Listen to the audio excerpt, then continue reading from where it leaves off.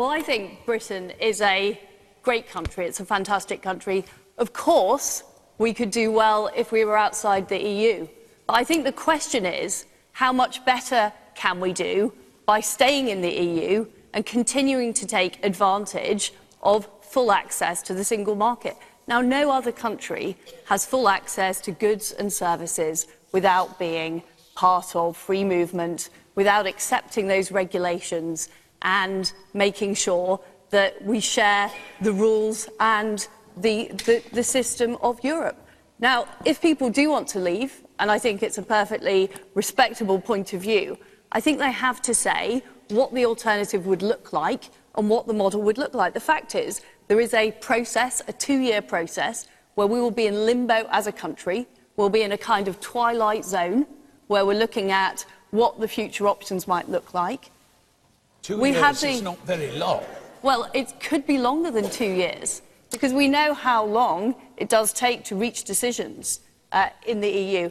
That's an argument for the EU, is it? Well, but it's not just the EU. It's not just the EU. So let me give you one example from DEFRA, which is we are still negotiating to open up the US market to British beef 20 years after that market was closed due to BSE.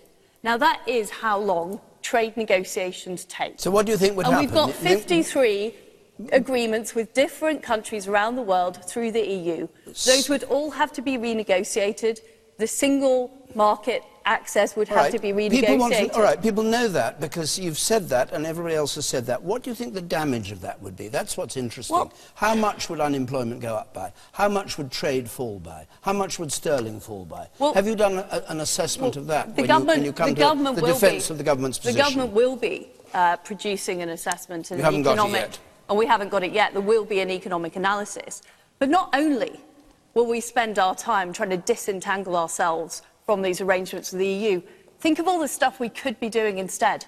Think of what is really important in terms of improving our country, raising our productivity, reforming our welfare system, making sure our schools are better, thinking about the health service. We'll have the entire government machine tied up with disentangling ourselves from Europe, possibly never to get a better solution anyway. If you think 4 months is long to talk about this, imagine what 5 or 10 years. So we shouldn't have had a referendum at all, should we? Talking about these arrangements.